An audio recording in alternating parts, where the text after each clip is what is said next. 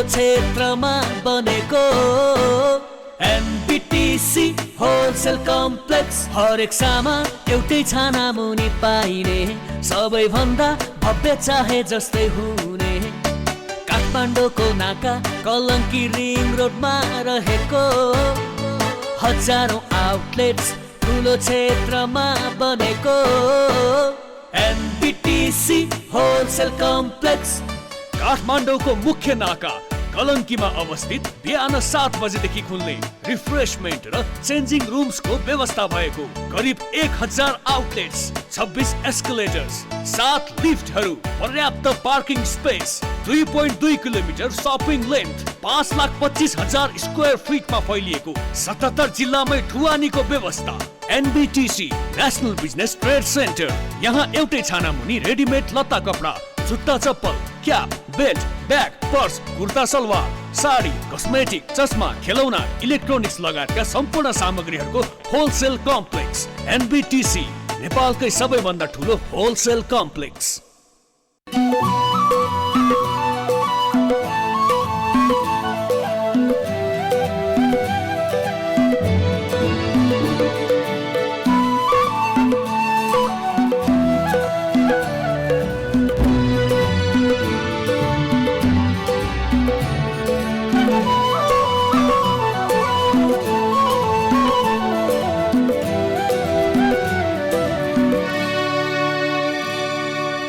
नमस्कार। आजको मुद्दाबाट म दीपक रियालको। हिन्दू नेपालीहरूको महान चाड दशैँ सुरु भएको छ। सबभन्दा पहिले सम्पूर्ण व्यक्तित्वमा हार्दिक मङ्गलमय शुभकामना व्यक्त गर्दछु। यो वर्षको दशैँ हाम्रो घर आँगन आइपुगेको छ। घटस्थापना गरी दशैँलाई विधिवत शुभारम्भ गरिन्छ। दशैँको नवरात्रभरि विभिन्न देवीहरूको पूजा अर्चना गरिन्छ। हिन्दूहरूको महान पर्व दशैँमा जमरा संस्कृतिको छुट्टै पहिचान छ। नवरात्रको सुरुवात सँगसँगै देशका विभिन्न शक्तिपीठमा नवदुर्गा भवानीको विशेष पूजा अर्चना गर्ने हाम्रो चलन छ। यही चलन, पूजा विधि र नवदुर्गा भवानीको महत्त्व र संस्कृतिका बारेमा कुराकानी गर्न यति बेला हामीसँग संस्कृतिविद डाक्टर भोलानाथ योगी हुनुहुन्छ। म आजको मुद्दामा डाक्टर योगीलाई स्वागत गर्छु। डाक्टर साहब, यहाँलाई स्वागत छ। डाक्टर साहब, जुन हामी नेपाली हिन्दूहरूको महान चाड सुरु भएको छ, बडा दशैँ, दशहरा, विजया दशमी, नवरात्र अनेकौँ नामले पुकारिन्छ। घटस्थापनादेखि सुरु र दशमीमा अन्त्य हुने दुर्गा पूजामा विशेष पूजा आजा गरिन्छ र शक्ति पूजाको पर्वको रूपमा पनि लिइन्छ। र खास शक्ति पूजाको यो जुन भनेर हामीले भन्छौँ, यो किन भनिएको डाक्टर साहब?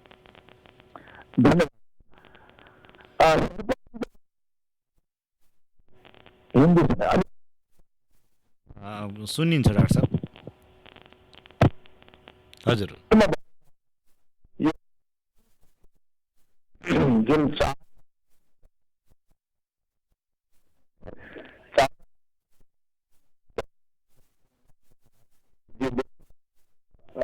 पनि हामीले शक्तिवादको रूपमा लिन्छौँ, जुनै पनि हामीले संस्कारवादको रूपमा मनायौँ। अब पछि फेरि दिवाली समृद्धिवाद, श्रृङ्गारवाद अथवा सौन्दर्यवादको रूपमा मनाउँछौँ। यो चाडबाड आउने बारे बडा महत्त्वपूर्ण मानिन्छन्। त्यसमा पनि अब विशेष गरी दुर्गा आमाको पूजा हुने, देवीको पूजा हुने बार सबभन्दा नेपाली समाजमा बहुत महत्त्वपूर्ण बारको रूपमा मानिन्छ। यहाँ सृष्टिकर्ता हुनुहुन्छ भन्ने सोच यसभित्र पनि आउँदछ। र साथसाथै के भनेपछि नारी शक्तिको महिमा, यानि कि या देवी सर्वभूतेषु मातृरूपेण संस्थिता नमस्तस्यै नमस्तस्यै नमस्तस्यै नमो नमः। त देवीलाई मातृ रूपमा जाने पूजा गरिन्छ, अनेक रूपमा पूजा गरिन्छ। र अब यसरी भन्दाखेरि नवरात्र जो को प्रचलन छ, हुन त अब वर्षभरिमा 24वटा नवरात्र हुन्छन् र एक प्रतिपदाबाट सुरु भएर नवमीसम्मलाई नवरात्र नै भनिन्छ। त्यसमध्येमा पनि 2टा नवरात्र बढी मान्ने चलन छ, जसलाई हामीले चाहिँ चैत्र नवरात्र र शारदीय नवरात्र भन्छौँ। चैत्र नवरात्रमा पनि रामको कथा आउँछ त्यसमा, किन त्यसमा रामको आविर्भाव दिवस छ 9मीको दिनमा भनेपछि। यो शारदीय नवरात्र जसलाई हामीले चाहिँ विजया दशमी सँग जोडेको जो नवरात्र, यसमा चाहिँ रामले विजय गरेको पाइन्छ। त्यसको एउटा चाहिँ बडा गजबको संयोजन छ। हजुर यसबाट के सिद्ध हुन्छ भनेपछि देवीलाई प्रसन्न नगराएर देवीको आराधना नगरेर हामी चाहिँ कुनै पनि कार्यमा सफल हुन सक्दैन अथवा देवीप्रति हाम्रो भक्ति हुनुपर्छ र नारी शक्तिप्रति हाम्रो भक्ति हुनुपर्छ भन्ने यस कुरा बताउँछ। र यो जस्तै भनौँ न या देवी सर्वभूतेषु शक्ति रूपेण संस्थिता नमस्तस्यै नमस्तस्यै नमस्तस्यै नमो नमः या देवी सर्वभूते श्रद्धा रूपेण संस्थिता दया रूपेण संस्थिता भक्ति रूपेण संस्थिता तिनी आमालाई हामीले अनेक प्रकारले पूजा गर्छौँ। अब यो नवदुर्गाको जुन पूजा छ नव नाम चाहिँ बडा प्रसिद्ध नाम हो। एउटा नवदुर्गाको पूजा भनेको एउटा 9वटा मिशन हो, देवीजीको 9वटा रूपको वर्णन हो र त्यस्ता सुम्बनी सुम्ब जस्ता दैत्यलाई मार्नको लागि 9वटा मिशन पनि हो। जस्तै हामीले कुनै मिलिट्री क्याम्पहरूमा एउटा मिशन लिएर हिँडेको हुन्छ त्यस्तै प्रकारले एउटा यो संसारलाई चलायमान बनाउनुको लागि अथवा संसारलाई व्यवस्थित गर्नको लागि र दुष्ट दलन गर्नको लागि पनि एउटा मिशनको रूपमा पनि 9वटा नाम दिन सकिने हुन्छ। त्यस्तै प्रकारले देवीजीको 9वटा नामको एउटा विशिष्ट रूप पनि छ, देवीको 9वटा नामको विशेषता पनि छ। हामीले भन्छौँ प्रथम शैलपुत्री छ, द्वितीयम ब्रह्मचारिणी, तृतीयम चन्द्रघण्टेति, कुष्माण्डेति, चतुर्थम पञ्चम स्कन्दमातेति, षष्ठम कात्यायनी च, सप्तमम कालरात्रि च, महागौरी चाष्टमम नवमम सिद्धिदात्री च, नवदुर्गा प्रकृतिता भनेर भन्छौँ। यो प्रथम शैलपुत्री भन्दाखेरि शैल भनेको हिमालय अथवा पहाड यसो गरौँ न, जस्तो यहाँले जुन नवदेवीको कुरा गर्नुभयो नि, दृढता भन्ने अर्थ छ। शैल यहाँ भन्दाखेरि पहाडै भन्ने अर्थ आउँछ। हिमालयकी पुत्री प्रथम शैलपुत्री छ भनेर भन्छ, उनको नन्दी वाहन छ शैलपुत्रीको र यो सबै शिव रूप नै हुनुहुन्छ वास्तवमा। किनभने उनको चाहिँ शिवजीको पनि नन्दी वाहन बुढो गुरु चढ्ने, देवीजी पनि त्यही चढ्ने भनेको नै शिव रूप नै हो। एक प्रकार शिवजीको स्त्री स्वरूप हो। हामीले के भन्छ भनेपछि अब अहिलेको विज्ञानले सबभन्दा सानो बिन्दु के हो भनेर पत्ता लगाउँदाखेरि अब इलेक्ट्रोन प्रोटोन प्रोटोन अथवा सबभन्दा सानोभन्दा सानो अणु के हो भन्ने कुरो चाहिँ जो आइरहेको छ। शास्त्रमा के भनिन्छ भनेपछि विशेष गरेर विवेक मार्तण्डले के भन्छ भने स पुनः द्विविधो बिन्दु पाण्डुरो लोहित था पाण्डुरम शुक्रमित्याहु लोहितम च महाराज। त्यो सबभन्दा सानोभन्दा सानो बिन्दुको पनि 2टा रङ छ अरे, जसलाई हेतु सूक्ष्मात् परतरम नास्ति सयव अणु भनेर जसलाई चाहिँ दर्शनशास्त्रहरूले विशेष गरेर सांख्य दर्शनले चाहिँ के भन्छ कि व्याख्या गर्छ। त्यो सबैभन्दा सानो अणु सबै जसलाई अब टुक्राउन सकिन्छ त्यो अणुको पनि 2टा रङ छ भनेर शास्त्रले घोषणा गरेका छन्। त्यो रङ के हो भनेपछि पाण्डु र लोहित, पाण्डु भनेको पहेँलो, लोहित भनेको रातो, रातो र पहेँलो रङको छ अरे। र पाण्डु रङ चाहिँ नि शुक्रको प्रतीक हो भनेपछि लोहित रङ चाहिँ नि रजको प्रतीक हो। रज र शुक्र मिलेर संसार बनेको छ, त्यसमा चाहिँ शक्ति चाहिँ रज रूपा हुनुहुन्छ। त त्यो चाहिँ जीव जन्तुको रक्षाको लागि अथवा यो संसारको सृष्टिको लागि देवीजीलाई प्रथम शैलपुत्रीहरू पुत्री रूपमा जन्मिनु भएको छ अथवा शैलपुत्री मानिनुहुन्छ भने चाहिँ द्वितीय ब्रह्मचारिणी। यहाँ ब्रह्मचारी भनेर चाहिँ भनेको चाहिँ ब्रह्मचारीको सोझो अर्थ के लाग्छ भनेपछि ब्रह्मचर्यमा बस्ने, सेलिबेसी अथवा सेलिब्रेट हुने भन्ने अर्थ लाग्छ एकातिर भनेपछि। यहाँ ब्रह्मम चरती, ब्रह्ममा चरण गर्ने विचरण गर्ने तपस्वीको रूपमा, तपस्विनी पनि भनेको छ दुर्गालाई, त्यो हुनाले ब्रह्मचारीलाई तपस्वी पनि भने तपस्वीको रूपमा जाने। र उनको श्वेत वस्त्र छ, कन्या रूप हुनुहुन्छ उहाँ चाहिँ बायाँ हातमा कमण्डलु, दायाँ हातमा चाहिँ के भन्छ कि जपमाला लिएर एक प्रकारले शिवजीको आराधनामा लाग्नुभएको छ। यानि शिव भनेको आफै नै भित्रको शक्ति हो, तर त्यसको चाहिँ त्यसको प्राप्तिको लागि एउटा चाहिँ स्वरूपको रूपमा बनेको छ भने चाहिँ तृतीयम चन्द्रघण्टा, तेस्रोमा चन्द्रघण्टा, चन्द्रमाको आकारको घण्टा अथवा एउटा चाहिँ वाद्य यन्त्र अथवा संसारलाई जगाउने एउटा ध्वनि यन्त्रको रूपमा सिंहवाहिनी दुर्गाको हामीले कल्पना गर्छौँ। अर्धचन्द्राकार भएको चाहिँ त्यो जुन घण्टा छ होइन, सौम्यता र वीरताको स्वयं मतलब संयुक्त प्रतीक हो। किनभने चन्द्रमा भनेपछि सौम्यताको प्रतीक हो भनेपछि यहाँ घण्टा चाहिँ के भनेपछि ध्वनि र चाहिँ के भन्छ के अरे नादको प्रतीक रूपमा पनि आउँछ। र उनी सिंहवाहिनी भएको हुनाले एकदमै एउटा शक्तिको रूपमा दुष्टहरूको लागि खतरनाक। यहाँ अलिकति के कुरा भन्न चाहन्छु म भनेपछि हजुर यो देवीजीका रूप छन् अष्टभुजा अथवा 1000 भुजा अथवा 2 भुजा आदि देवीका रूप चाहिँ सिंहमा चारण चर्ने देवीजी हुनुहुन्छ। र चाहिँ उहाँको जुन एकदम एउटा रौद्र रूप पनि कहीँ देखिन्छ, काली रूपमा त्यो देखिन्छ भनेपछि यो यो अरू हरौँ जस्तो र यसमा के फरक छ भनेपछि दुष्टहरूलाई त्यही रूप भयानक लाग्छ, सज्जनहरूलाई त्यही रूप चाहिँ मोह लाग्दो, माया लाग्दो, आदर लाग्दो र साथै सुरक्षा पाएँ मैले भन्ने लाग्छ। यो चाहिँ एउटा देवत्वको एउटा विशेषता हो। त्यही रूपले दुष्ट भयभीत हुन्छन् भनेपछि त्यही रूपले चाहिँ सज्जनहरू आह्लादित हुन्छ, सज्जनहरूलाई प्रेम हुन जाग्छ। यो चाहिँ देवीजीको रूपको बडा गजबको वर्णन छ। जस्तै भगवान कृष्णको पनि रूप दुष्टहरूको लागि साक्षात काल देखिनुहुन्थ्यो भनेपछि आमाहरूको लागि ममतामय देखिनुहुन्थ्यो, एउटा स्नेह गर्ने वात्सल्य रूप देखिन्थ्यो भने जस्तै देवीजीको पनि त्यही रूप छ। देवीजीका जति रूप हामी देख्छौँ, कहिले जातिले एकदम नरमुण्ड धारण गरी कसो बाहिरका नबुझेका मान्छेले कस्तो रूप धारण गरेको कस्तो हो भने बुझ्छ नबुझेका मान्छे। तर वास्तवमा के भन्छ भक्तको लागि त्यो रूप असाध्यै सौम्य रूप छ, अति आनन्ददायक छ, अति सुरक्षा पाएँ मैले, मेरो रक्षा गर्नुभएको भगवतीले भन्ने छ भनेपछि दुष्टहरूको लागि त्यही चाहिँ भयानक रूपमा छ। त्यो चन्द्रघण्टा चाहिँ वीरता र मतलब सौम्यताको संयुक्त रूपबाट आएको छ भनेपछि त्यस्तै प्रकार कुष्माण्डा एउटा चाहिँ यसले सृष्टिक्रमलाई बताउँछ। सृष्टिक्रममा कसरी बताउँछ? कु भनेको स्थान हो भनौँ, अथवा ईश भनेको ईश्वर, अनि त्यो अण्डाकार गोलाकार छ, अथवा ब्रह्माण्ड भन्छौँ अण्डाकार छ भन्ने चाहिँ एउटा कल्पना हो।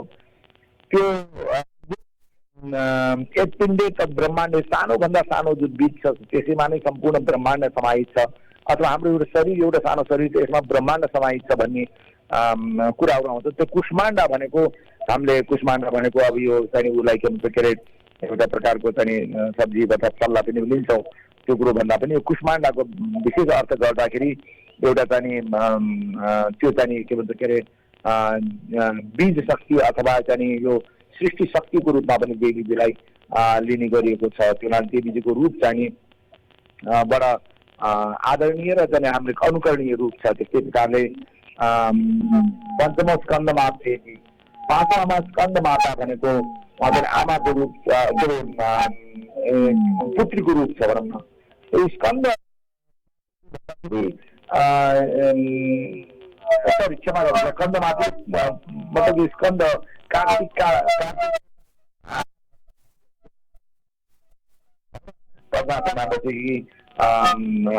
त्यस्तो प्रकारको माता स्वरूप छ, जाने अलिकति दिव्य स्वरूप छ।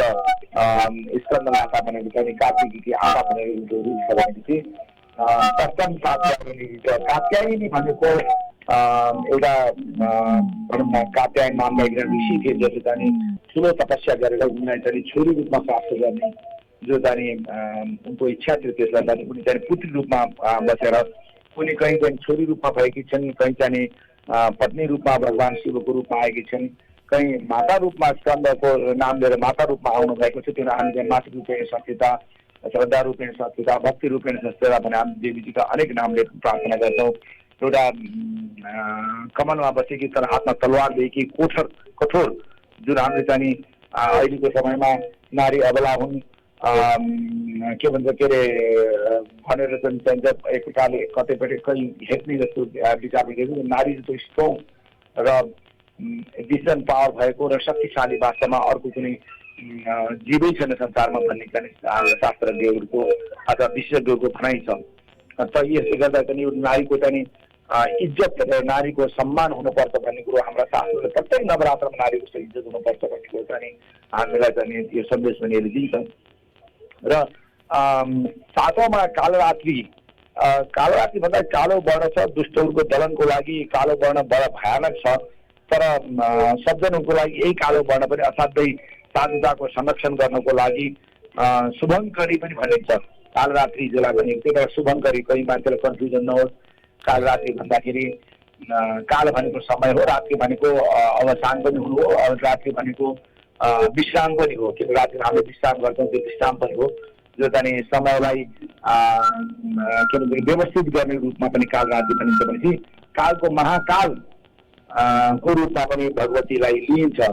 तर यसलाई चाहिँ के भन्छ काल भनेको सबैको लागि महाकाल होइन कि शुभङ्करी पनि यिनको नाम भएको हुनाले के भन्छ भनेपछि राम्रो मान्छेको लागि शुभ चाहिँ देखिन्छ। यिनको रूप चाहिँ तेस्रो नेत्र पनि त्यसमा पनि मानिन्छ। यो कालरात्रिमा भगवतीको तेस्रो रूप पनि मानिन्छ, तेस्रो नेत्र पनि मानिन्छ। त्यसले गर्दा भगवान शिवकै अनेक रूप हुन्। भगवान शिव र शिवा भवानी शङ्करौ दन्दे श्रद्धा विश्वास रूपिणम याभ्याम बिना न पश्यन्ति सिद्धा स्वान्तस्थम विश्वम। म भवानी र शङ्कर दुईटैलाई नमस्कार गर्छु। भवानी भनेको पार्वती अथवा दुर्गा भवानी अथवा स्त्री जाति ईश्वरको स्त्री जाति रूप स्त्री रूप भनौँ न शङ्कर हो भनेको भगवान शङ्कर दुवैजनालाई नमस्कार गर्छु जो श्रद्धा र विश्वासका रूप हुनुहुन्छ। यदि तपाईँलाई विश्वास र श्रद्धा छ भनेपछि यिनी देवी देवताको यिनको आचरणको यिनले गरेका कुराहरूको यिनले गरेका के भन्छ के अरे चमत्कारहरूको अथवा यिनले गरेका सबै प्रकारका सृष्टि स्थिति प्रलयहरूको बारेमा ज्ञान पनि हुन्छ र यसको गूढ रहस्यबारे जानकारी पनि हुन्छ र यसको प्राप्तिको लागि आफ्नो उन्नयनको लागि पनि के भन्छ के व्यवस्था हुन सक्छ।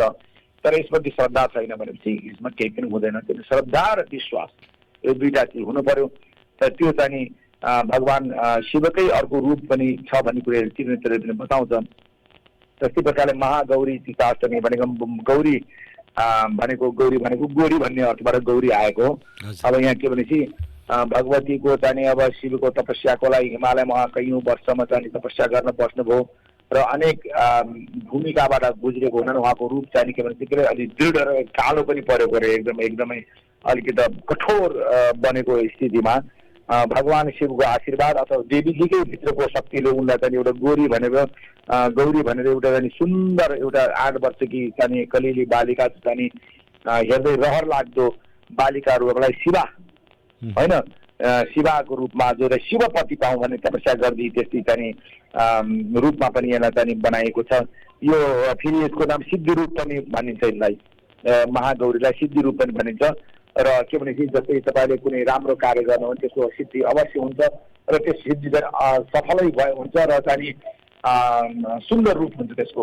दुष्ट कार्यको चोरी चकारी अरू प्रकारका अनर्गल कार्यको चाहिँ सिद्धि भएपछि पनि त्यसको रूप चाहिँ दुष्ट तरिकाको हुन्छ भनेपछि यहाँ चाहिँ सिद्धि रूपमा चाहिँ सुन्दर तरिकाले सिद्धि रूप पनि हुन्छ भन्ने हिसाबले पनि यहाँ महागौरीलाई सिद्धि रूपिणी पनि भन्ने गरेको छ भनेपछि नवम सिद्धिदात्री छ नवदुर्गा प्रकृति छ। यो नवा दुर्गाको नाम चाहिँ चाहिँ सबै प्रकारले सिद्धिदायिनी हो भन्ने चाहिँ यसको व्याख्या छ। हजुर र यो सबै यस्तो भन्दाखेरि यी 9 दुर्गाको व्याख्यामा हामीले विभिन्न दृष्टिकोणले यसको व्याख्या गर्न सक्छौँ। एउटा नारी शक्तिको उदयको दृष्टिकोणले, नारी शक्तिको महत्त्वको दृष्टिकोणले, संसार सृष्टिमा नारीको महिमाको दृष्टिकोणले र हाम्रो सामाजिक व्यवहारमा पनि हाम्रो माता के भन्छ नारी पुरुषको स्त्री पुरुष नारीको पूज। कबीरले के भन्नुहुन्छ भनेपछि कतिपय पुरुषहरूले के सोच्छ भने नारी त पुरुषको स्त्री हुन् तर वास्तवमा पुरुष त नारीको पुत्र हो। सबभन्दा पहिले पुरुषले नारीलाई माता रूपमा देखेको छ अथवा संसारको सबभन्दा हाम्रो रूप देखिने चिज नै माता हो। त्यही कारणले नारीलाई हेर्दाखेरि मातृ रूपबाट हेर्न पर्छ, स्त्री रूपबाट होइन। स्त्री पनि हो, बहिनी पनि हो, छोरा पनि हो, भगिनी पनि हो। हजुर डाक्टर योगी जस्तो पिता पुत्री पौत्री आदि सबै रूप हुन् स्त्रीका। तर पहिलो रूप चाहिँ स्त्रीको चाहिँ माता रूप हो। त्यसलाई चाहिँ त्यस दृष्टिकोण हेर्नुपर्छ। र यिनी चाहिँ पुत्रीबाट ब्रह्मचारिणी भनेको ब्रह्ममा चरण गर्नेवाली पनि र ब्रह्मचर्य धारण गर्नेवाली पनि, फेरि चन्द्रघण्टाको रूपमा, त्यसपछि कुष्माण्डाको रूपमा, स्कन्द माताको रूपमा यसरी हुँदै हुन्छ नि। त्यसपछि के भन्छ के अरे तपाईँको स्कन्द कात्यायनीको रूपमा, कालरात्रिको रूपमा र महागौरीको रूपमा, सिद्धिदात्रीको रूपमा यसरी चाहिँ जीवनका हरेक पहलुको दृष्टिकोणले हेर्दा पनि यो देवीजीको उत्पत्ति र यो नवरात्र समयमा देवीको जुन आराधना छ यो चाहिँ यसले एउटा मेधा शक्ति विकास गर्छ। यदि ख्याल राख्नु यहाँहरूले सबैले आज चाहिँ नेपालकै सन्दर्भ लिउँ अथवा नेपाल अथवा भारत जहाँ पनि भनौँ न, अहिले चाहिँ जति पनि प्रगति गर्नेवाला जो छ जो देवीकै आराधना गर्ने एउटा छोराछोरी चाहिँ साँच्चैमा सफल भएको देखिन्छ।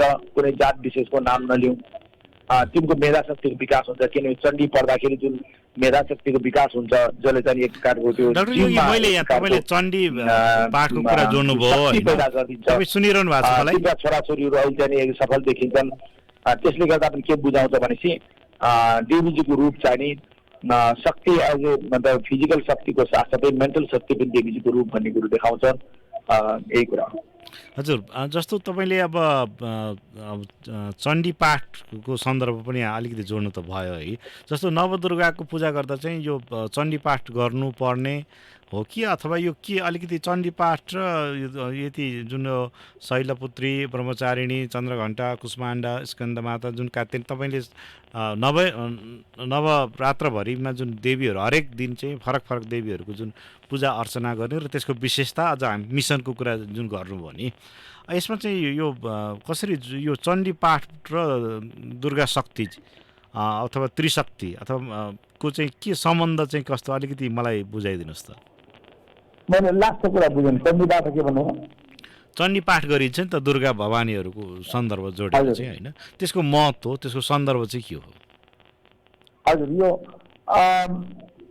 के छ भने भगवान शिव जलले भगवान विष्णु रूपले अथवा श्रृङ्गारले र भगवती स्तोत्रले प्रसन्न हुनुहुन्छ भन्ने कुरा छ।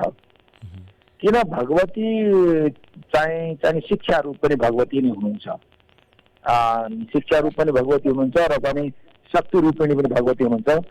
त्यो हुनाले स्तोत्रबाट भगवती प्रसन्न हुनुहुन्छ।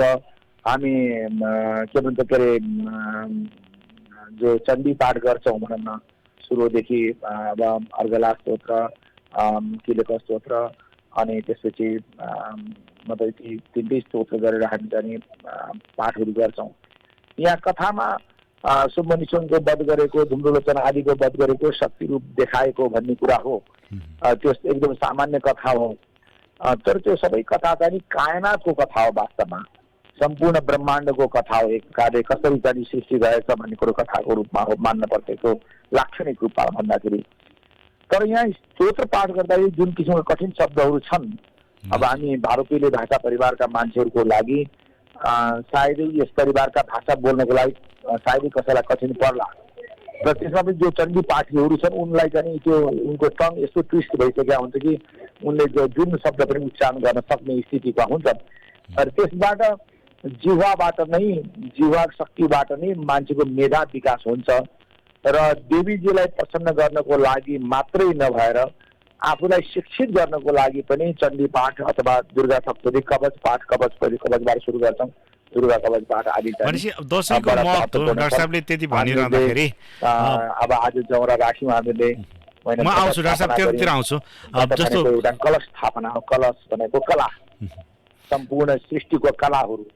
कला भनेको अर्थ तीन प्रकारले दिन सकिन्छ। एउटा कला त के भनेपछि चन्द्रमाको कला, चन्द्रमाको प्रतिपदा दिन एउटा कला छ। अब झन् भनौँ न द्वितीय दिन अर्को कला हुन्छ, तृतीय फेरि पूर्णिमामा गएर चन्द्रमा पनि पूर्ण कला चन्द्रमा हुन्छ भन्ने एउटा अर्थ आउँछ। भनेपछि एउटा जीवनका अनेक प्रकारका कलाहरू, हामीले घुडसवारी जानेका छौँ अथवा के भन्छ के अरे नृत्य जानेका छौँ अथवा शिक्षा के छ आदि सबै जीवनका जुन कलाहरू छन् त्यो अर्थ पनि लाग्छ। भनेपछि यहाँ विशेष गरेर संसारको जुन दिव्य शक्तिका कला छन्, यो ईश्वरीय शक्ति कला, ईश्वरको जो कला छ यहाँका चाहिँ के भन्छ भैरवी शक्ति अथवा के भन्छ के अरे तपाईँको जो यो संसार सञ्चालन गर्ने जुन कलाहरू छन् भारत भगवानको र उनले दिएका दिव्य विभूतिहरू जो छन्, जो विचारहरू छन्, ती कलाहरूको सङ्ग्रह हो त्यो कलश।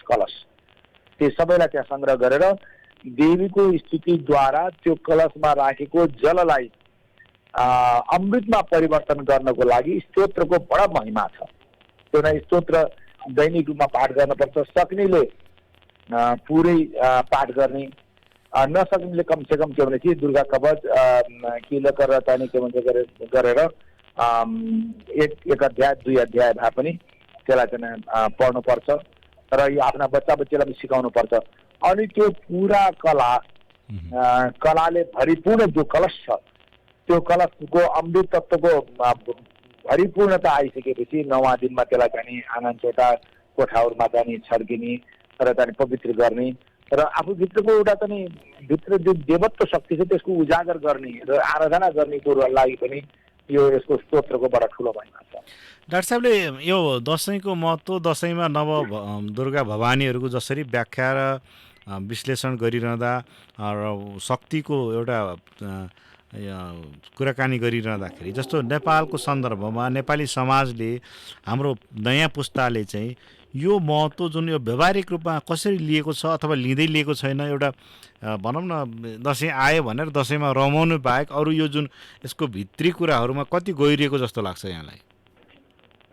अब यस दसैँलाई जुन सिस्टमले हामीले मान्न पर्ने हो, जुन आराधनाको समय हो, यो दसैँ भनेको के भनेपछि मनोरञ्जन मात्रै मांस मदिरा भक्षण गर्ने समय रूपमा होइन। वास्तवमा यो चाहिँ के भनेपछि एउटा आराधना तपस्याको समय हो वास्तवमा यो। त्यो ढङ्गले नेपालीहरूले लिएका छैनन्, सबैलाई भन्दैन मैले, धेरैले लिएका छैनन्, धेरै भन्दैन। तर त्यसको बावजुद पनि उसले भन्नुहुन्छ कि तुलसीदासले भन्नुहुन्छ तुलसी अपने राम को रीझ भजो या खीज भूमि पढे उपजेंगे उल्टे सिधे बीज। तुलसीले भन्नुहुन्छ कि आफ्नो ईश्वरलाई चाहे रिसाएर भजन गर अथवा खिचाएर भजन गर अथवा खुसी भएर भजन गर अथवा करले भजन गर, जस्तै प्रकारले भूमिमा परेका बीजहरू उल्टा बसे पनि जाग्छन्, सुल्टा बसे पनि जाग्छन् भने चाहिँ केही न केही जागरण त भएको छ फेरि। जस्तै अहिले आजको एउटा टक्का र एक्जाम्पलको रूपमा अहिले सबै घरमा विदेश जाने प्रचलन छ, विदेश जाने चर्चा एउटा ठुलो महत्त्वको विषय बनेको छ। जसका छोराछोरी विदेश जान सकेका छन् उनले चाहिँ समाजमा गिल्टी फिल गर्ने स्थिति आएको छ। दुर्भाग्य हो नेपालको लागि त्यस्तो गिल्टी फिल गर्ने होइन, मतलब कि एक प्रकारले झन् प्राउड फिल गर्ने my child has been to there भनेर चाहिँ प्राउड फिल गर्नेमा त्यो फिलिङ गिल्टी, त्यो अर्को नराम्रो कुरा हो। एनिवे, तर त्यसको बावजुद पनि विदेशमा बसेका अथवा टाढा दूर दराजमा बसेका छोरा बुहारीहरू, सन्तानहरू, नाति पोनातिहरूको पुत्र कलत्रहरू कमसेकम यस दिन घर सम्झिन्छन्, माता पितालाई सम्झिन्छन्, जवरा सम्झिन्छन्, टिका सम्झिन्छन्। दसैँमा आउनु पाएको हुन्थ्यो भने एउटा रियुनियन मिलन जो छ त्यसको लागि लाखौँ करोड खर्च गरेर पनि सरकारले त्यो व्यवस्था गर्न सक्ने छैन। तर यो प्रकृतिले, यो हाम्रो संस्कृतिले, हाम्रो हिन्दू संस्कारको एउटा बडो ठुलो महिमा के छ भनेपछि, हालाकि यसले दुर्भाग्यले हिन्दू संस्कृतिलाई नबुझेर यसलाई नेपाललाई नै धर्मनिरपेक्ष राष्ट्र रूपमा गराइदिए। अब त्यो निरपेक्षको अर्थ के हो उहाँले गराउने मान्छेलाई विशेष थाहा होला, अहम भरेका छन् मान्छेहरूले। तर के भनेपछि यो संस्कृतिले कसरी हामीलाई चाहिँ एकत्र पारेको छ, यसरी जोडेको छ हामीलाई। एउटा प्रत्येक नेपालीले नेपाललाई बिर्सिन सक्थ्यो, जो विदेश गएर सुविधा भोगी मान्छे छन्, सुविधा पाएका, त्यसमा चाहिँ त्यहाँ प्रकारको सुविधा भएका मान्छेहरूले चाहिँ नेपाललाई बिर्सिन सक्थ्यो होला। तर यही दसैँ, यही तिहार, यही छठ, यही लोसार, यही भूमि पूजा, यही भूमि नाच, यसै पर्वमा मान्छे चाहिँ भुलेको छ। उसले चाहिँ यसलाई चाहिँ त्यसले गर्दा नेपालीत्व हुँ, नेपाली हुँ भन्ने उसलाई चाहिँ मनमा गर्व छ। एउटा पहिचानको कुरा गर्नुभयो डाक्टर साहबले। नेपालीहरू जहाँ जहाँ पुगेको छन् दसैँ मान्छन् र दसैँले चाहिँ एउटा नेपाललाई चिनाउन र नेपालीहरूको बारेमा चाहिँ जानकारी पनि दिन्छ। पर्व नभइदिएपछि कतिपय छोरा बुहारीहरू चाहिँ विदेश गएका फर्केर आउँथेन देशमा। 1 वर्ष आउँथ्यो, 2 वर्ष आउँथ्यो, 3 वर्ष आउँथ्यो, तिनीहरू छोराछोरी पनि बिर्सिहाल्ने थियो होला। अब कमसेकम यस साल दसैँमा जानुपर्छ भन्ने हुन्छ। त्यसले गर्दा दसैँले एउटा चाहिँ हाम्रो रियुनियन गराउने समय पनि दिएको छ। तर हो, साँच्चै पनि दसैँलाई जुन ढङ्गले लिनुपर्ने, यसलाई जुन शिक्षा लिनुपर्ने हो, त्यसले चाहिँ जुन स्वभाव अवलम्बन गर्नुपर्ने त्यो चाहिँ हामीले लिन सकिरहेका छैनौँ। र जसले वास्तव देवीजीको आराधना त्यो सच्चा मनले गरिरहेको छ उनलाई यो स्वभाव बारेमा थाहा छ र तिनको प्रगति पनि देखिएको छ। अब यहाँले त्यसो भनिरहँदा दसैँ पर्वको देवीहरूको जुन सम्मानको कुरा त छँदैछ। दसैँ पर्वले जुन खालको काम, क्रोध, लोभ, मोह, जुन अहङ्कार, आलस्य, जुन हिंसा, चोरी, यो त्याग्ने प्रेरणा दिने पनि पर्वको रूपमा पनि भन्छन् होइन। यो यसलाई अलिकति व्याख्या गरौँ न डाक्टर साहब। अब यो किन नेपाली समाजले सबल त्याग्नु पर्ने कुरा नै यिनी छन्। मैले देवीजीलाई बलि चढाउने जुन चलन छ एउटा, त्यो चाहिँ एउटा दुर्भाग्यको कुरा हो। बलि वास्तवमा आफ्ना दुर्गुणको बलि चढाउने भन्ने सङ्केत हो होइन। ती जति पनि पशुहरू बलि चढाउँछ तिनको चाहिँ दुर्गुणको सङ्केतको रूपमा बलि चढाउनु पर्ने। आफ्ना काम, क्रोध, लोभ, मोह, मद मात्सर्यको बलि चढाउने र चाहिँ एउटा शुद्ध प्रबुद्ध बन्ने एउटा चाहिँ भनौँ न एउटा परीक्षाको घडी हो यो। तर त्यसलाई चाहिँ बलि चढाएर देवीजीलाई बलि चढाउनु र त्यसको मासु खाने जुन प्रचलन नेपालमा आयो यो चाहिँ बडो दुर्भाग्य हो। यो चाहिँ के भन्छ के अरे मन्दिरमा हिंसा धर्माचरण कुनै पनि हालतमा होइन। हामीले के भन्छौँ भने छुवाछुत सामाजिक आचरण होइन, मन्दिरमा हिंसा पनि धर्माचरण होइन। यदि धर्मात्मा व्यक्तिहरूले त्यो मांस मदिरा खाएर देवीजीलाई प्रसन्न गराउने भन्ने कुरा जो गर्छन् त्यो चाहिँ बडा निन्दनीय कुरा हो। हालाकि अब अहिले के भनेपछि व्यावहारिक कुरा गर्दाखेरि कतिपय हाम्रा दाजुभाइ त साँच्चै भन्यो भनेपछि धर्म परिवर्तन गरिसक्थ्यो होला। अब यही कोहीले बलि चढाउनाले गर्दा रक्सी मासु खान पाइन्छ भनेर पनि अझ हिन्दू बनिरहेको छ, नेपाली बनिरहेको छ। यहाँ धर्म परिवर्तन गरेर अथवा क्रिस्चियन बनेर अरू केही बनेर त धर्म पनि जान्छ, साथसाथै के भने संस्कृति पनि जाने हुन्थ्यो। तर एउटा विडम्बना छ। अब यसलाई हठात र बलात् भन्दा पनि मान्छेमा त्यो चेतना आउनु पर्यो। हामी चाहिँ जुन देवीले होइन, जो देवी चाहिँ सबैकी मातृरूपेण संस्थिता हुन्, या देवी सर्वभूतेषु मातृरूपेण संस्थिता, जो चाहिँ सबै भूत पदार्थहरूको माता हुन्, जसको सबै प्रजा हो होइन। हामी जस्तो त्यो देवीजीका हामी प्रजा हौँ। त्यसले चाहिँ नि प्रजा शब्दको पनि अलिकति व्याख्या गरेर प्रजा शब्द गर्दा जनता मात्रै भन्ने अर्थ होइन। प्रजा शब्द गर्छ यहाँको जन्तु, यहाँको पहाड पर्वत, यहाँको वनस्पति, यहाँका खोला नाला, यहाँका चाहिँ रीतिथिति सबै प्रजाभित्र पर्छन्। त्यो सबैको रक्षा गर्ने त्यो देवीजीले उसकै घरमा लगेर उसकै मन्दिरमा लगेर बलि चढाउनु त कति शोभनीय होला, त्यो त श्रोतागणले आफै बुझ्नु होला। त्यो चाहिँ गलत व्यवहार भइरहेको छ। यसलाई हामीले चाहिँ मान्छेमा अब चेतना आउँदैछ। मनोरञ्जनको लागि, मिठो खानको लागि अरू पकवानहरू पनि छन्। स्वास्थ्यको दृष्टिकोणले प्राकृतिक चिकित्सा आदि सबै स्वास्थ्य विज्ञानहरूले पनि मांसाहार स्वास्थ्यको लागि हानिकारक छ भनेर भन्दैछन्। त्यसको बावजुद पनि हामी बरु गोली खान तयार छौँ, औषधि खान तयार छौँ, तर मान्छे भक्षण गर्न छोड्न तयार छैनौँ। त्यो एउटा दुर्भाग्य हो। मान्छेमा चेतना आउँदै गएको छ, अब नआउने कुरो छैन। र साँच्चैभन्दा खास चाहिँ यो शक्तिको जुन पूजा छ, अब हामी जौरा किन राख्छौँ त भनेपछि जौराको रस खानको लागि जौरा राख्छौँ होइन। हामीले आशीर्वाद दिन्छौँ, के भन्छ त्यो आयु द्रोणसुते श्रेयम दशरथे शत्रु क्षयो राघवे ऐश्वर्यम नहुते गतिस्थ पवने मानन्च भने सक्षम सन्तनवे बलम हलधरे सत्यम च कुन्ती सुते विज्ञानम विदुरे भवन्तु भवताम कृतिष्ठ नारायण। एउटा व्यक्तिमा यत्रा शक्ति कसरी आउन सक्छ त होइन। आयु तिम्रो बलवान होस्, तिम्रो के भन्छ कीर्ति होस्, तिमीमा चाहिँ तिमी स्वस्थ रह्यो भने यतिका बलशाली बन्नको लागि जौरा काममा लगाइदिन्छ। वास्तवमा त्यो जौरा चाहिँ के भनेपछि त्यसलाई पिसेर त्यसको चाहिँ रस अङ्कुरित जौराको रस खानको लागि एउटा सङ्केतको रूपमा हो। हाम्रा पर्वहरूले हामीलाई भोजनहरू पनि बताएका छन्, कुन पर्वमा कुन भोजन खाने, कस्तो किसिमको भोजन खाने, कस्तो किसिमको अन्न खाने भनेर बताएका छन्। त्यसको पछाडि पनि स्वास्थ्य विज्ञान छ। तर दुर्भाग्यले दसैँ भन्ने बित्तिकै खसी काट्ने अथवा मासु खाने भन्नेमा मान्छेको बढी जोड छ। त्यसमा चाहिँ सुधार आउनुपर्छ, आउला पनि बिस्तारै। हजुर, जुन अब अहिलेको समाजले जसरी दसैँलाई मनाइरहेको कुरामा अब सबैले बुझिरहेकै कुरा हो। दसैँको अब यसको धार्मिक महत्त्व, यसको एउटा हामीको एउटा लिगासी भनौँ न, यसको निरन्तरताको कुरामा चाहिँ धेरै मेसेजहरू चाहिँ छ होइन। नारी शक्तिको कुरा पनि बलियो छ, तर व्यवहारमा चाहिँ बोलिन्थ्यो कि मैले अलिकति सुनेको थिएन। हजुर, सुनिरहनु भएको छ अहिले? जस्तो यो दसैँको सन्दर्भमा धेरै टिका टिप्पणी पनि होला, तर जुन दसैँको जुन हाम्रो धार्मिक पाटो, हाम्रो एउटा लिगासी, एउटा निरन्तरता छ र जुन एउटा नारी शक्तिको व्याख्याको कुरा पनि यहाँले पनि गर्नुभयो। तर अब त्यो व्यवहार त हाम्रो जस्तो समाजमा हेर्दाखेरि चाहिँ अब नारीहरू चाहिँ बढी पीडित भएको, हिंसामा परेको, यी विविध घटनाक्रमहरू हेर्दाखेरि चाहिँ त्यो हामीसँग भएकै चिज पनि हामीले चाहिँ प्रयोग गर्न सकेनौँ, अथवा जुन खालको सम्मान दिनुपर्ने त्यहाँ चुक्यौँ।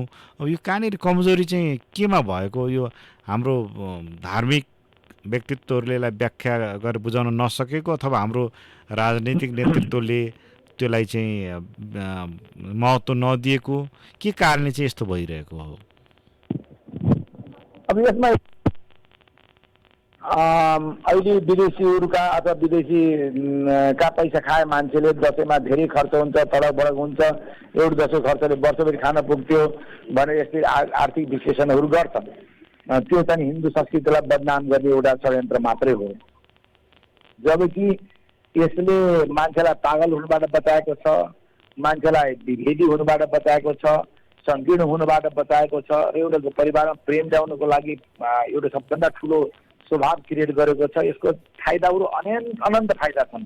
2 रुपियाँ खर्च गर्दैमा मान्छेले आजभोलि त्यसैको लागि अस्पताल जान्छ, कति गोलीमा खाएर के भन्छ औषधि खाएर खर्च गरिरहेको हुन्छ। त्यो खर्चको तुलना गर्नेपछि यसका फाइदाले उसको भारी छ। अब रह्यो कुरो के रहेछ, नारी शक्तिलाई जस्तै प्रकारले नारीहरूलाई अथवा पत्नीहरूलाई विशेष गरेर बुहारीहरूलाई जुन किसिम अवहेलना गरिएको छ भन्ने कुरा छ। यसमा चाहिँ हिन्दुत्वको दोष खास मैले देख्दैन। किन देख्दैन भनेपछि त्यो गरिबीको दोष मात्रै हो। तत्र त यत्र नार्यस्तु पूज्यन्ते रमन्ते तत्र देवता, यत्रै तास्तु न पूज्यन्ते सर्वा तत्र फलाक्रिया। जहाँ नारीहरूको पूजा हुन्छ त्यहाँ देवता रमण गर्छन्। जहाँ नारीलाई व्यवस्था गरिन्छ त्यो चाहिँ समाज चाहिँ फलफुल गर्दैन, त्यहाँ चाहिँ सबै गरेका कार्यहरू चाहिँ विफल हुन्छन् भनेर हाम्रा शङ्खनादहरू छन्, घोषहरू छन् होइन। मैले अघि पनि भने आमा रूपमा हामीले सबभन्दा पहिले देखेका छौँ भने हाम्रो संस्कृतिमा कुनै पनि दोष छैन, तर हामीले के भनेपछि त्यो संस्कृतिलाई विदेशीको लयमा मान्न पनि छोड्ने एउटा कुरो। दोस्रो कुरो सम्पूर्ण दोषको चाहिँ भागीदार चाहिँ गरिबी नै देख्छु मैले। अहिले नेपालकै सन्दर्भभन्दा नेपालका नारीहरू मध्यमवर्गीय नारीहरू कहाँ शोषित छन् त उनीहरू? मध्यमवर्गका नारी त शोषित छैन भन्यो भने चाहिँ अब पुरुषहरू कमाउनु हिँड्छ, नारीहरू घरमा बसेर आरामसँग उहाँहरूले लगाएका ज्वेलरीहरू साडीहरूको महँगाई हेर्नुहोस्। अब त्यो हिसाबले त नारीहरू त धेरै सुरक्षित छन्, त्यो हिसाबले कुनै पनि प्रकारले उनी चाहिँ शोषित छैन। अब गरिब तबकाका महिलाहरू नारीहरू वास्तवमा शोषित छन्। त्यसको पछाडि गरिबी अशिक्षा कारण हो, हिन्दू संस्कृति हिन्दू सभ्यताको कमी होइन। र एक थरी जो पोङ्गा पण्डितवादी जाने अथवा रूढिवादी संस्कृति हिन्दू संस्कृतिमा पनि छ, नभएको होइन। त्यो संस्कृतिलाई जान्दा जान्दै पनि हाम्रा केही व्यक्तिहरूले आफूलाई बुर्जुवा बनाएर ब्राह्मण नै श्रेष्ठ हो, शूद्रहरूलाई छुन हुँदैन अथवा जाति विभेद गरेर होइन त्यस्तो त्यो सङ्कीर्णता पैदा गरेका छन्। यो छुवाछुत गर्ने अथवा कसैलाई अछुत मान्ने जुन भावना छ, धारणा छ, त्यसले गर्दा हाम्रो समाजलाई धेरै हीन बनाएको छ। त्यस्ता नारीहरू पनि पिर्सेका छन्। त्यसबाट हामीले सतर्क हुनुपर्छ। समाजसेवीहरू अथवा हिन्दू दर्शनलाई हिन्दू संस्कृतिलाई प्रमोट गर्ने व्यक्तिहरू चाहिँ लागि पर्नुपर्छ भन्दछु मैले चाहिँ। तर यसमा मूलत हिन्दू संस्कृतिको भन्दा पनि मूलत यसलाई व्याख्या गरिदिने र चाहिँ यसको गरिबीको कारणले गर्दा, र हिन्दू संस्कृतिले फेरि गरिब बनाएको होइन। धेरै मान्छेले हिन्दू संस्कृतिको कारणले गरिब बनाएको हो भने हिन्दू संस्कृतिको कारणले गरिब भएको होइन। मान्छे अल्छी भए, आडम्बरी भए, यहाँ एउटा सामाजिक विभेद खडा गरेका छन्, त्यसले गर्दा बरु हामी गरिब भएको होला। जस्तो एउटा पहिचानको कुरा पनि दसैँलाई अब हामी नेपालीहरूले मनाउने र यसको आदर्श पक्ष त एकातिर छँदैछ। जस्तो विश्व समुदायले पनि दसैँलाई हेर्ने दृष्टिकोण चाहिँ जस्तो अरूले हेर्दा चाहिँ रमाइलो मान्ने चाहिँ चाडपर्व र एउटा महत्त्व झल्किने चाहिँ देखिन्छ होइन। तर अब त्यो सँगसँगै हामी कहाँ चाहिँ एउटा के छ भने दसैँ मान्यजनबाट टिका लिने अथवा यो आशीर्वाद लिने जुन चलन छ, यो चलन भनेको एक खालको सम्मान, आफूभन्दा माथिका मान्छेलाई सम्मान गर्ने भन्ने कुरा पनि त्यहाँबाट पुष्टि हुन्छ। तर समाजमा चाहिँ त्यो दसैँको जुन महत्त्व, जुन मान्यजनबाट जुन आशीर्वाद लिने चलन त्यति राम्रो चलन थियो, अहिले चाहिँ कसैले कसैलाई चाहिँ नमान्ने अथवा तँभन्दा म के कम भनेर कसैको सम्मान भएको चाहिँ देखिँदैन होइन। यत्रो हाम्रो कल्चर हुँदाहुँदै पनि यो कल्चरलाई चाहिँ हामीले व्यवहार त लान नसक्नुको पछाडि चाहिँ के होला जस्तो लाग्छ यहाँलाई चाहिँ? एकदम राम्रो। म ज्येष्ठ नागरिक तर्फबाट पनि काम गर्ने मान्छे भएको हुनाले पनि राम्रो कुरा उठाउनु पर्यो। यो आफूभन्दा ठुलाले मान्यजनलाई, गुरुवर्गलाई भनौँ न, जति पनि आफ्नो ठुलो मान्यजन छन्, माता पिता, हजुरबा हजुरमा अथवा काका काकी, मामा माइजू मामा आदि जति पनि अग्रजहरू हुन्छ उनीप्रति सम्मान हुनुपर्ने। त्यसको पछाडि धेरै र सामाजिक सङ्गठनका धेरै रहस्य छन्। एक चाहिँ के भनेपछि नित्यम वृद्धो पशैविन चत्वारी तस्य वर्धन्ते आयुर्विद्या यसो बलम, जो चाहिँ वृद्ध वृद्धाको सङ्गत गर्छ, उनीबाट उपदेश लिन्छ, उसको चाहिँ बल वृद्धि आदि के भन्छ के अरे विद्या आदि वृद्धि हुन्छ भन्ने कुरो शास्त्रको मान्यता छ। तर अहिले मान्छेमा जुन किसिमको चाहिँ धनको तुजुक अथवा जवानीको या फिर सुन्दरताको या फिर अरू कुनै प्रकारको सफलताको, म फलानु कर्मचारी लु त पऱ्यो भने म त फलानु स्तरमा सचिव स्तरमा गइगएँ, सिडिओ स्तरमा गइगएँ अथवा इन्जिनियर हुँ, डक्टर हुँ। अब मैले बाबुलाई नमस्ते गर्ने कि नै, मेरो बाबुको मेरो भन्दा पनि मेरो बाजेको मेरो मलाई डाक्टर साहब भनेर चारैबार नमस्कार गर्दै आउँछन् होइन। र चाहिँ मलाई त सिडिओ साहब भनेर चारैबार नमस्ते गरेर आउँछन्। मैले पिताजीलाई कति झुकेर ढोक्ने वा नढोक्ने भन्नेमा पनि कतिपय मान्छेहरू चाहिँ भ्रमित भएका छन्। त्यो चाहिँ संस्कारहीनता हो। तिनी माता पिताले पहिले सानामा बाबु तिमीले जान्दैनौ भनेर अहिले माया गरेर संस्कार सिकाउन चाहेनन्। आज तिनी छोराहरूले चाहिँ अवहेलना गर्दाखेरि वृद्ध वृद्धाहरू अलपत्र परेका छन्। जुन संस्कारमा साँच्चै ह्युमन राइट्स छ, हामी के भन्छ अहिले ह्युमन राइट्सको कुरा गर्दा गोरो छालाका मान्छेले ह्युमन राइट्सको कुराकानी गरेपछि हामी चाहिँ साह्रै हो यसले के किन भन्यो भन्ने। तर we are living on human rights actually, जसले आमालाई मातृदेवो भव, पितृदेवो भव, आचार्य देवो भव, अतिथि देव भनेर आमा देवता हुन्, बाबु देवता हुन्, गुरु देवता हुन्, अतिथि देवता हुन् भनेर उनलाई देवतुल्य पुज्ने जुन संस्कृति हाम्रो शङ्खनाद थियो, जुन घोषणा थियो, जुन हाम्रो थियो, त्यो व्यवहारमा चाहिँ उतार्न सकिरहेका छैनन्। अब यसमा कालको प्रभाव पनि होला र चाहिँ एउटा विदेश जाने र चाहिँ त्यहाँको चाहिँ मोह पनि होला। आङ्ग्ल भाषाको साथसाथै विदेशी चाहिँ सडक भडकको मोहले पनि होला। मान्छे चाहिँ अलिकति एक प्रकारले स्वार्थी पनि बनिरहेको छ। तर ती व्यक्ति जो अहिले स्वार्थी देखिन्छन् उनलाई नै यसको बजेट प्रहार उनलाई नै पर्नेवाला छ। उनकै पुत्र कलत्र उनलाई चाहिँ अपेलना गर्नेवाला छन्। त्यो पनि बुझेका छन्, देखेका छन्। फेरि तर मान्छेको एउटा स्वभाव स्थिति जाँदो रहन्छ। त्यसको लागि हाम्रो संस्कृतिले हाम्रो सभ्यताले हाम्रो हिन्दू परम्पराले जे कुरा हामीलाई सम्झाउनु खोजेको त्यसलाई बारीकीबाट सम्झिने। अब त अहिले के छ भनेपछि विद्यालयमा पनि यसको पढाउन चासो राखिँदैन। जो कुरा सबभन्दा बढी चाहिने हो कौवाले कतिवटा अन्डा पार्यो, कतिवटा बच्चा निस्कियो भनेपछि त्यो भोलि चाहिँ पढाउने मात्र हो। त्यो चाहिँ कतिवटा अन्डा थियो अरू कतिवटा बच्चा निस्कियो भने पढाउने मात्रै कुरा हो। तर वास्तवमा हामीले जाने हाम्रो संस्कृति पढाइनु पर्ने। अब त के छ भनेपछि बरु विदेशी संस्कृति पढाउन लगाइहाले तर नेपाली संस्कृति पढाउनुतिर अनि अझै हाम्रो ध्यान गएको छैन। अब फाटोफुट्टो कहीँ न कहीँ एक दुईजनाको मान्छे जोडले चाहिँ आएको छ। तर चाहिँ खासै भन्दा अब हाम्रै नेपालका मान्छेले हिन्दू त चाहिन्न भनेर फलाक्दै हिँडे। अब यो देशलाई यस्तो स्थितिमा लिएर खाले अब त्यस संस्कार बिगार्दै गएको छ मान्छेहरूले। अब मान्छे चाहिँ फेरि यो मान्छे पनि एक प्रकारले जीवा स्वभाव त्यो दुष्टा भनेर यस्तै प्रकारको अलमलमा पर्ने जान्छै छन्। त्यो बडा दुःखद कुरा हो। जुन हाम्रो राम्रो संस्कृति छ युक्त सन्देशमूलक हाम्रा ग्रन्थहरू अप्राप्त ग्रन्थहरू संसारको सबभन्दा ठुलो निधि हामीसँग छ होइन।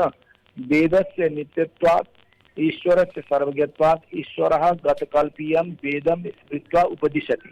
यसको सूत्र हो वेदस्य नित्यत्वात्, वेद नित्य छन्, ईश्वर सर्वज्ञ छ, ईश्वर गतकल्पीयम वेदम स्मृत्वा उपदिशति। ईश्वरले गतकल्पमा भएका वेद स्मरण गरेर उपदेश गर्छ।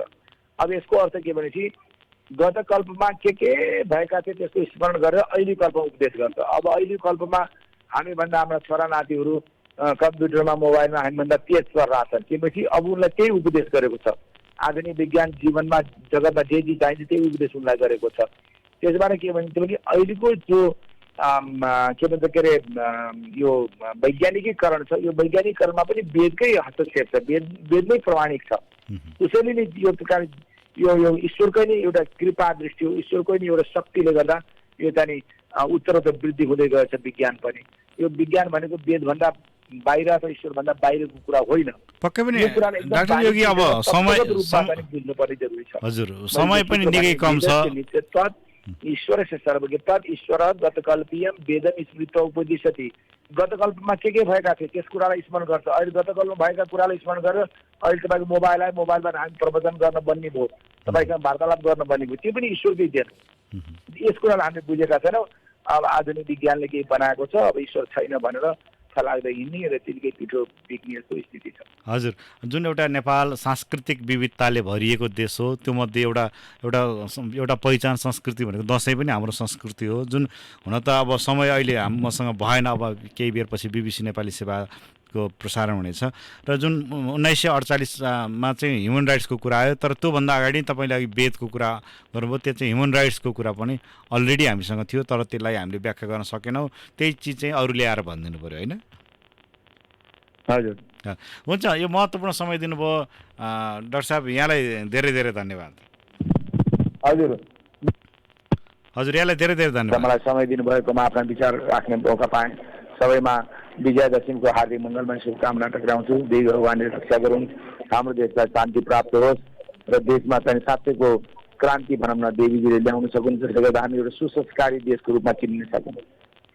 हुन्छ उहाँ आउनुहुन्थ्यो डाक्टर भोलानाथ योगी दाङबाट हामीसँग प्रत्यक्ष कुराकानी गर्दै हुनुहुन्थ्यो। खास गरी नेपाली हिन्दूहरूको महान चाड दसैँका सन्दर्भमा हामीले उहाँसँग कुराकानी गऱ्यौँ र उहाँले अब यो देवी जुन विभिन्न पीठहरूको सन्दर्भमा देवी शक्तिको बारेमा हामीलाई जानकारी दिनुभयो र नेपालको कल्चर एउटा लिग्यासी जुन छ त्यसलाई चाहिँ हामीले आत्मसात गरेर बढ्न सक्यो भने चाहिँ धेरै फाइदा हुनेछ। तर यद्यपि पछिल्लो समयमा चाहिँ हाम्रो संस्कृति अथवा हाम्रो पर्वहरूलाई एउटा रमाइलोका रूपमा मात्रै हामीले लिएका छौँ र यसको भित्र गुदी कुरा हामीले बिर्सिँदै गएको सन्दर्भमा पनि उहाँले कोट्याउनु भयो र यो चिजहरूलाई जुन एउटा मिसनको रूपमा अथवा हरेक दिनको चाहिँ महत्त्व छ र पूजा आराधना र एउटा शक्तिको पूजा आराधनाको पछाडि चाहिँ केही न केही कुराहरू चाहिँ त्यहाँ जोडिएको छ। एउटा यो त्यागको कुरा पनि, त्यागको भावनाको कुरा, कतिपय चिजहरू चाहिँ दसैँमा हामीले त्याग्न सक्नुपर्छ, त्यो चिजहरूलाई र एउटा रियुनियनको पर्वको रूपमा पनि डाक्टर साहबले व्याख्या गरिरहनु भएको थियो। समय सकिएको छ। फेरि पनि डाक्टर योगी भोलानाथ योगीलाई धन्यवाद दिँदै आजको मुद्दाबाट म दीपक रियाल पनि बिदा हुन चाहन्छु। हस्त, नमस्कार।